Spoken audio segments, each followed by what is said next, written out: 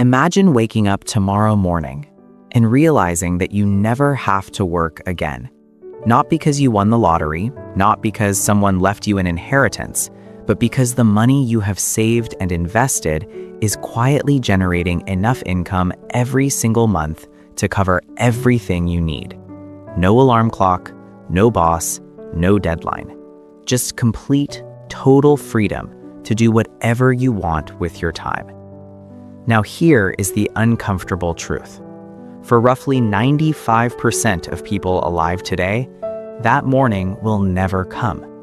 Not because they are not smart enough, not because they did not work hard enough, and not because they were unlucky. It will never come because of a set of invisible financial patterns that almost nobody ever explains. Patterns that are running quietly in the background of most people's lives right now, steering them away from financial freedom without them ever realizing it is happening. The first pattern is so common that most people mistake it for normal life. It is called living for the weekend, the financial version of it, at least. Most people operate on what economists call a consumption-first model, meaning that every time money comes in, spending happens first, and saving happens with whatever is left over. The problem with this model is that there is almost never anything left over because spending has a natural tendency to expand and fill whatever space is available to it. The person earning $3,000 a month spends $3,000. The person earning $6,000 a month spends $6,000. The income doubles, the lifestyle doubles, and the gap between earning and keeping stays exactly the same, which means the gap between where they are and financial freedom stays exactly the same too, regardless of how many raises they receive or how hard they work over the course of their career. The math behind this pattern is genuinely alarming when you lay it out clearly. Financial freedom, the point at which your investments generate enough passive income to cover your living expenses, requires, by most reasonable estimates, a portfolio of roughly 25 times your annual expenses. If you spend $40,000 per year, you need approximately $1 million invested. If you spend $60,000, you need $1.5 million. These numbers are not impossible, but they require a savings rate that the consumption-first model almost never produces. Studies show that the average American saves somewhere between 3 and 5% of their income.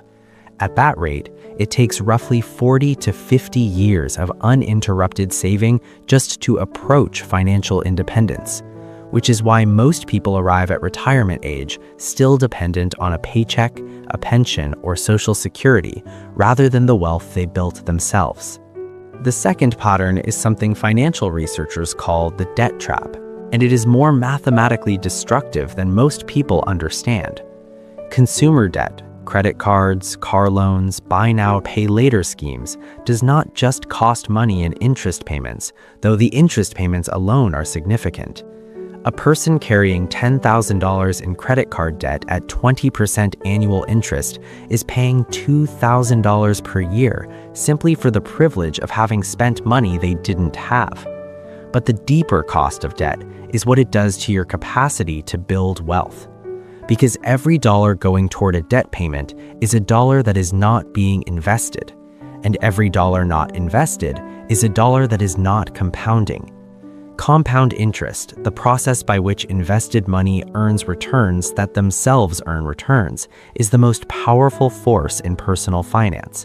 And debt is its exact opposite, a force that compounds against you with the same relentless mathematical consistency. The third pattern is the hardest to see because it's wrapped in the language of responsibility and common sense. It's the belief that the path to financial freedom runs through income, that if you just earn more, everything else will work itself out. This belief is understandable because income does matter, but it's incomplete in a way that costs people decades of financial progress. The data on this is remarkably consistent across income levels, across professions, across countries. The people who achieve financial freedom are not necessarily the people who earned the most. They are the people who kept the highest percentage of what they earned. A teacher who saves and invests 30% of a modest income for 20 years will statistically arrive at financial freedom before a doctor who earns 3 times as much but saves 5%. The variable that matters most is not the size of the paycheck. It's the gap between the paycheck and the expenses, and that gap is something every single person has some degree of control over, regardless of what they earn. Understanding these 3 patterns doesn't automatically free you from them, but it does something that's arguably more important. It makes them visible. Most people aren't failing to achieve financial freedom because they're making deliberately bad decisions. They're failing because they're making the default decisions, the ones that the system around them was designed to encourage, the ones that feel normal and reasonable and responsible, right up until the moment you step back and look at where they lead over a 30 or 40-year period. The consumption-first model feels normal because everyone around you is doing it. Debt feels manageable because the monthly payment seems small even when the total cost is enormous. The income focus feels logical because it's what every career conversation, every job posting, and every performance review is built around. The 5% of people who do achieve financial freedom are not operating on a different planet or working with fundamentally different resources. What they are doing differently is making a small number of structural decisions early, automating savings before spending can absorb it, avoiding the kind of consumer debt that compounds against them, and measuring their progress not by their income, but by the gap between their income and their expenses, and by how consistently they are investing the difference.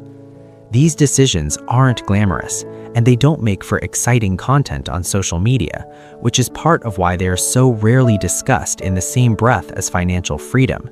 But they are the actual mechanism by which financial freedom gets built, quietly and consistently, over time.